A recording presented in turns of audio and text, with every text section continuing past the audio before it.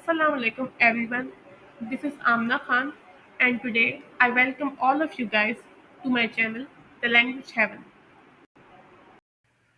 तो आज के टॉपिक को डिस्कस करने से पहले मैं आप लोगों को एक बात और बता दूं कि इस वीडियो सीरीज़ के पिछले 3 पार्ट्स का लिंक मैंने डिस्क्रिप्शन बॉक्स में दे दिया है, जिसमें मैंने आपको प्रोनंसिएशन गाइड के अंदर डिफरेंट जो एस्पेक्ट्स हैं इंग्लिश प्रोनंसिएशन के वो सिखाए हैं। आप लोग ज़रूर उसे देख लीजिएगा। फिर उसके बाद आज की वीडियो में मैं आप लोगों को की वोवल साउंड सिखाऊंगी।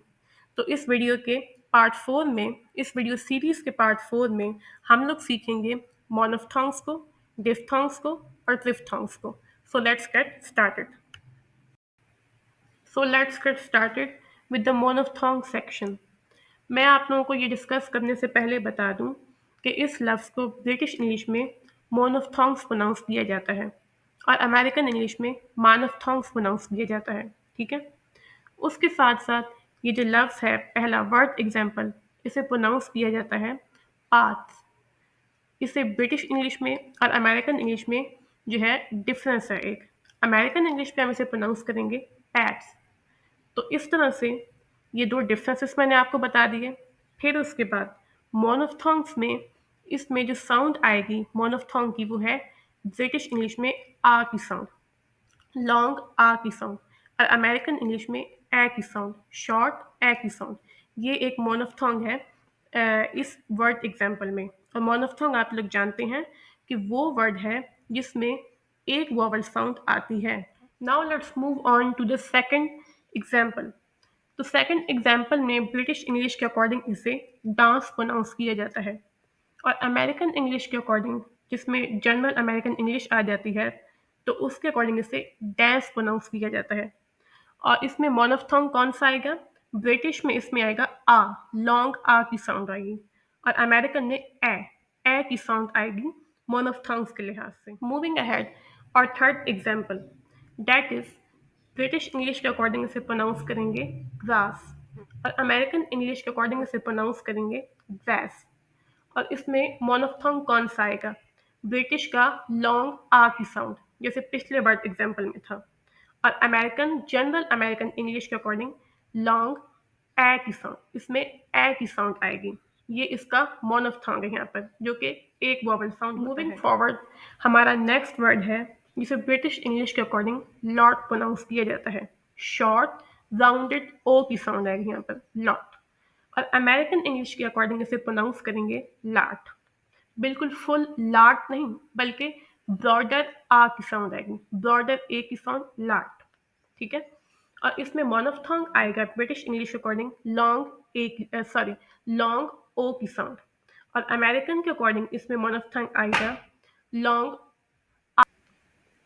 और अमेरिकन इंग्लिश के अकॉर्डिंग लॉन्ग आ की साउंड, जो कि होगी ब्रॉडर आ साउंड। बिल्कुल फुल आ की साउंड नहीं, थोड़ा सा लॉट, सॉरी, लाट, इस तरह से इसे प्रोनाउंस करेंगे, और ये इसका मोनोफ्थोंग है।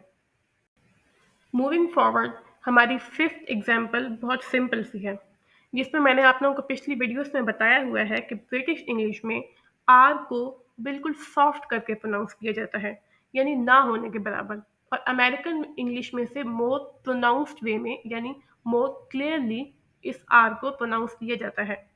तो यहाँ पर ब्रिटिश इंग्लिश में का, जैसे कि आप लोग नीचे इसकी जो है ना प्रोनाउंसिएशन भी देख रहे हैं, जो कि CAH है, ठीक है, का। और अमेरिकन इंग्लिश के अकॉर्डिंग इसमें रोटिक आर की साउंड आएगी, यानी कार। ठीक है, इसमें इसमें मोनोफ्थोंग होगा ब्रिटिश इंग्लिश के अकॉर्डिंग लॉन्ग आर की साउंड, और अमेरिकन इंग्लिश के अकॉर्डिंग लॉन्ग आर की साउंड। ठीक है, रोटिक आर। रोटिक आर वो वर्ड होता है, वो साउंड होती है जिसमें वोवल साउंड जो है वो आर के साथ ए की साउंड मर्ज हो जाती है, तो इस वजह से यहाँ पर साउंड आएगी लॉन्ग आर की साउंड। ठीक है, ओके। सो नाउ और next second part of this video, जिसमें हम लोग डिफ्थोंग्स को डिस्कस करेंगे। तो डिफ्थोंग्स किसे कहते हैं? ऐसी वोवल साउंड्स जिसमें 2 वोवल साउंड्स आती हैं, ऐसा लफ्ज जिसके अंदर 2 वोवल साउंड्स आ जाती हैं, दैट इज कॉल्ड डिफ्थोंग्स। जैसे कि हमारी फर्स्ट एग्जांपल है, जिसे यूजुअली हम लोग जो है ना जो हमारी नेटिव लैंग्वेज नहीं है इंग्लिश की, तो हम लोग इसे चॉइस प्रोनाउंस करते हैं, यानी हम लोग साउंड को, वॉवल साउंड को गलत तरीके से ओआई ओआई के तौर पर प्रोनाउंस करते हैं, लेकिन ये इसकी प्रोनाउंसिएशन रॉन्ग है और इसे चॉइस प्रोनाउंस करते हैं, चॉइस। ठीक है, दोनों ब्रिटिश और अमेरिकन डायलेक्ट्स में, दोनों में इसी तरह से। तो इसमें जो की डिफ्थोंग साउंड आएगी वो आएगी ओए। अब आप लोग नोट करें यहाँ पर ओए ट्रांजिशन हो रही है ना, एक वोवल साउंड से दूसरी वोवल साउंड की तरफ, तो ये हुआ इसका डिफ्थोंग। मूविंग फॉरवर्ड, हमारी नेक्स्ट एग्जाम्पल आप लोगों को बहुत सिंपल सी लग रही होगी, लेकिन इस सिंपल वर्ड को भी जिन लोगों की इंग्लिश नेटिव लैंग्वेज नहीं है, इसे रॉन्गली प्रोनाउंस करते हैं।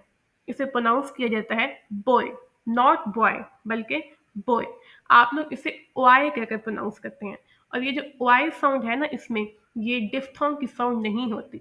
और आईपीए चार्ट यानी इंटरनेशनल फोनेटिक अल्फाबेट्स का जो इंग्लिश का चार्ट है, उसमें बोए जो वर्ड है इसमें ओए की साउंड आती है, जो कि एक डिफ्थोंग साउंड है।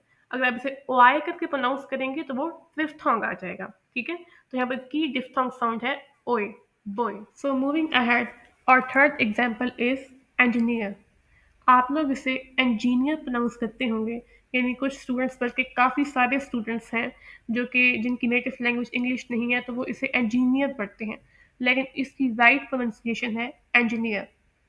और इसमें डिफ्थोंग साउंड आएगी ईयर, ई अ, ईयर। और ब्रिटिश में ये जो है ना नियर के तरह से एक तरह से इमिटेट जो है कर सकते हैं हम इसे नियर के साथ। और अमेरिकन इंग्लिश में जो साउंड है वो ऑफन जोटिक आर में, सॉरी जोटिक आर नहीं, नॉन जोटिक आर में ब्लेंड हो जाती है, यानी ईयर, क्योंकि वो आर को प्रोनाउंस्ड वे में प्रोनाउंस करते हैं। इसमें डिफ्थोंग साउंड मैंने आपको बता दिया ईयर, ईयर।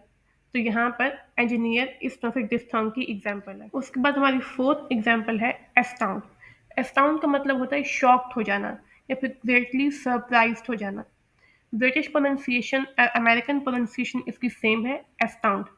और इसमें जो डिफ्थोंग साउंड है वो आओ की साउंड है, आओ। आप नोट करें एस्टाउंड वर्ड को जब आप इसे प्रोनाउंस करेंगे तो।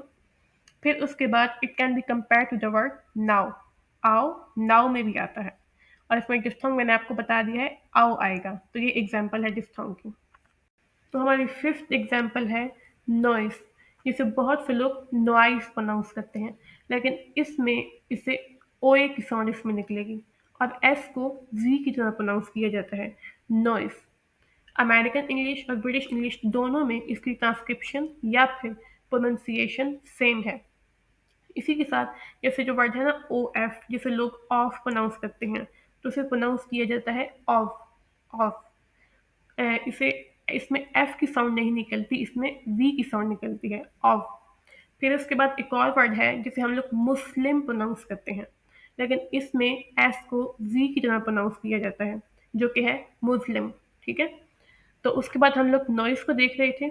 नॉइस में यहाँ पर डिफ्थोंग आएगा ओए, ओए डिफ्थोंग आएगा इसके अंदर। ठीक है, यानी एक ट्रांजिशन है, एक स्मूथ ग्लाइडिंग है, यानी फ्लुइडली एक साउंड से दूसरी साउंड की तरफ मूव करता है वॉवल, वॉवल साउंड।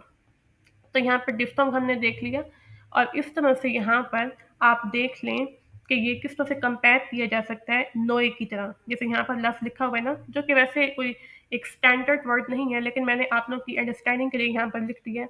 तो इसमें यहाँ पर ओए की साउंड आ रही है with a clear G sound. उसके बाद मूविंग अहेड, डिफ्थोंग में हमारी सिक्स्थ एग्जाम्पल है फायर। अमेरिकन इंग्लिश में इसमें आर ऑब्वियसली प्रोनाउंस करेंगे, और ब्रिटिश इंग्लिश में ये अनक्लियर होगा, अनक्लियर नहीं बल्कि सॉफ्ट साउंड आएगी आर की। तो इसमें जो डिफ्थोंग है एयर, एयर का डिफ्थोंग है। क्यों है? क्योंकि यहाँ पर ब्रिटिश इंग्लिश में इस लफ्ज़ को, इसमें आर को क्लियरली प्रोनाउंस नहीं किया जाता, इसमें बिल्कुल सॉफ्ट साउंड आती है। तो इस तरह से ये मर्ज कर जाता है, ये मर्ज कर जाती है साउंड आर के साथ, एयर बन जाता है, और ये डिफ्थोंग इस तरह से इसकी एग्जाम्पल हो सकती है। फिर उसके बाद एक और वर्ड है पावर। तो यहाँ पर अमेरिकन इंग्लिश में इसे पावर प्रोनाउंस करेंगे, और ब्रिटिश इंग्लिश में पावर। तो यहाँ पर अमेरिकन इंग्लिश में ऑब्वियसली ये आर पर एंड करता है, और यहाँ पर जो डिफ्थोंग है, इसमें डिफ्थोंग अमेरिकन इंग्लिश के अकॉर्डिंग इसमें डिफ्थोंग आएगा अर। ठीक है, यहाँ पर आर की कलरिंग होती है, यानी जो आर लफ्ज़ है ना वो फ्यूज़ कर जाता है ग्लाइड के साथ। ई की जो ग्लाइड साउंड प्रोड्यूस होती है वो आर के साथ मर्ज कर जाता है, और इस तरह से दो वोवल पोजीशंस जो हैं वो परसीव की जाती हैं यहाँ पर। ठीक है। हमारी एक एग्जाम्पल है टायर, और यहाँ पर ये TIRE जो है ये अमेरिकन इंग्लिश के स्पेलिंग्स हैं। ठीक है। और TYRE जो हैं, TYRE ये ब्रिटिश इंग्लिश के स्पेलिंग्स हैं। TYRE में टायर जो है, जो व्हील की आउटर कवरिंग होती है, तो वो ब्रिटिश इंग्लिश के स्पेलिंग्स में आ जाता है। ठीक है, यानी एज अ नाउन। और टायर TIRE वर्ब के तौर पर ब्रिटिश इंग्लिश में इसी तरह से स्पेल किया जाता है, जिसका मतलब थका हुआ होना है। फिर उसके बाद साउंड ब्रेकडाउन में इसमें एयर की साउंड आती है। इट स्टार्ट्स विथ टा, एयर। ठीक है। तो एयर जो है यहाँ पर एक डिफ्थोंग है। क्यों? क्योंकि यहाँ पर आर जो है वो फ्यूज कर जाता है वॉवल साउंड के साथ, और इस तरह से only two vowel positions are heard. इस तरह से यहाँ पर एयर ये एक डिफ्थोंग है ब्रिटिश इंग्लिश में। So now comes our third and the last section, diphthongs. Diphthongs किसे कहते हैं? ऐसे वर्ड्स जिनके अंदर तीन वॉवल साउंड्स आती हैं, यानी एक से दूसरी, दूसरी से तीसरी वॉवल साउंड तक एक ग्लाइडिंग होती है, एक स्मूथ ट्रांजिशन होती है फ्लूइड वे में। फिर उसके बाद स्टैंडर्ड अमेरिकन इंग्लिश जो है वो प्रीडोमिनेंटली जोटिक है, यानी स्पीकर्स जो हैं जितनी भी आर साउंड्स हैं उन सबको प्रोनाउंस करते हैं, जिसकी वजह से ट्रू डिफ्थोंग्स की जो है फॉर्मेशन वो एक तरह से प्रिवेंट कर जाती है, क्योंकि जो आखिरी आर साउंड है वो तो जो है वो प्रोनाउंस की जा रही है। फिर इसके बाद ब्रिटिश इंग्लिश जो है वो नॉन ग्लोटिक स्पीकर्स हैं, जिसकी वजह से एट द एंड एक वीक वॉवल साउंड आती है। ठीक है। तो इन मोस्ट केसेस जो डिफ्थोंग्स होते हैं अमेरिकन इंग्लिश में वो डिफ्थोंग्स बन जाते हैं। सॉरी, जो डिफ्थोंग्स हैं अमेरिकन इंग्लिश में वो डिफ्थोंग्स होते हैं ब्रिटिश इंग्लिश के अंदर। तो ये फ़र्क है इन दो डायलेक्ट्स में। तो यहाँ पर हमारी फर्स्ट एग्जांपल है फायर। तो ब्रिटिश इंग्लिश में अगर हम इसका साउंड ब्रेक डाउन करें तो इसमें एयर, एयर जो है, एयर ये एक डिफ्थोंग है। क्यों? क्योंकि मैंने आपको पहले बताया कि ब्रिटिश इंग्लिश नॉन जोटिक एक्सेंट है, यानी कि इंग्लिश लिंग्विस्टिक्स में या फिर इंग्लिश ग्रामर में जो नॉन जोटिक हैं उसे कहते हैं जिसमें आर की कॉन्सोनेंट साउंड जो उसके पिछले वाला जो वोवल साउंड है उसके साथ मर्ज हो जाती है, और इस तरह से एक साउंड प्रोड्यूस होती है जो कि मिलकर बाकी वोवल साउंड्स के साथ मिलकर एक डिफ्थोंग बना देते हैं। तो यहाँ पर एयर एक डिफ्थोंग है, यानी यहाँ पर एट द एंड एक वीक साउंड आ रही है आर की, जो कि मर्ज हो रही है पिछली साउंड के साथ। उसके बाद हमारी सेकंड एग्जांपल है टायर। मैंने आप लोगों को डिफ्थोंग के सेक्शन में समझाया था कि टायर एक डिफ्थोंग है अमेरिकन इंग्लिश में, लेकिन ब्रिटिश इंग्लिश और अमेरिकन इंग्लिश की प्रोनंसिएशन में डिफरेंसेस आ जाते हैं, तो इस वजह से यहाँ पर ब्रिटिश इंग्लिश में ये एक डिफ्थोंग है, यानी एयर। एयर जो है ना यहाँ पर, तो इसमें जो आर है, आर की साउंड वो आई की वोवल साउंड के साथ मर्ज कर जाती है और एक साउंड प्रोड्यूस होती है एयर, और ये एक तरह से थ्री वॉवल मूवमेंट्स के तौर पर अपीयर होती हैं because of the unstressed final R sound. ठीक है। तो यहाँ पर टायर जो है वो डिफ्थोंग की एक एग्जाम्पल है। तो यहाँ पर मैं आप लोगों को डिफ्थोंग की सिर्फ दो एग्जाम्पल समझा रही हूँ, क्योंकि इंग्लिश में डिफ्थोंग्स बहुत कम होते हैं। ठीक है। और एक तरह से अनकॉमन होते हैं, और अमेरिकन इंग्लिश में जो डिफ्थोंग्स जो हैं ट्रू डिफ्थोंग्स वो ना होने के बराबर होते हैं, और ब्रिटिश इंग्लिश में भी कम होते हैं। तो यहाँ पर हमारी आज की वीडियो ख़त्म होती है। In the end, cutting my long story short, I thank all of you guys very much to take your time out to watch my video, and I request you guys to like my video, subscribe my channel and share it. Thank you so much.